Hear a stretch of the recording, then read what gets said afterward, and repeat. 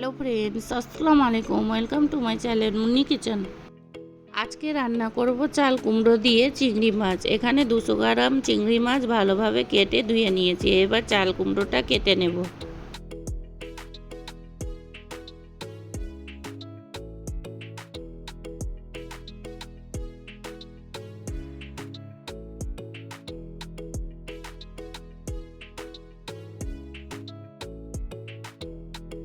চাল কুমড়োটা এভাবে সরু সরু টুকরো করে কেটে নেব।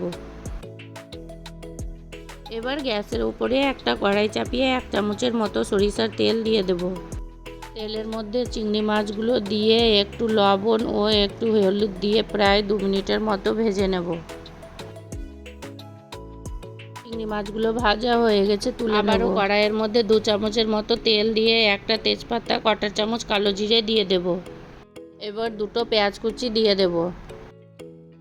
পেঁয়াজটা হালকা সফট হলে 1 চামচ আদা রসুন বাটা দিয়ে ভালোভাবে মশলাটা ভেজে নেব। এবার পরিমাণ মতো হলুদ, 1 চামচ শুকনো লঙ্কার গুঁড়ো, 1/2 চামচ জিরে গুঁড়ো, 1/2 চামচ ধনে গুঁড়ো, স্বাদ মতো লবণ দিয়ে ভালোভাবে মশলাটা কষিয়ে নেব। মশলা কষানো হয়ে গেছে, এবার চাল কুমড়োগুলো দিয়ে দেব।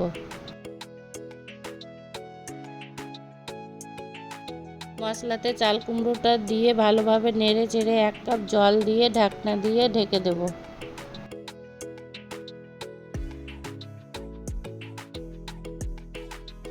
ঢাকনা খুলে চাল কুমড়োটা মাঝে মধ্যে নেড়ে দেব। চাল কুমড়োগুলো প্রায় 90% সিদ্ধ হয়ে গেছে। 3-4টা কাঁচা লঙ্কা আর ভেজে রাখা চিংড়ি মাছগুলো দিয়ে দেব।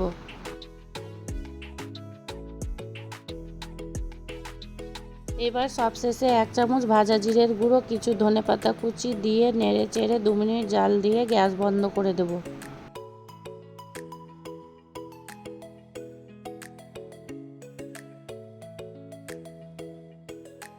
হয়ে গেছে চিংড়ি মাছ দিয়ে চাল কুমড়ো রান্না। দেখুন কতটা সুন্দর হয়েছে, খেতেও দারুণ হয়েছিল।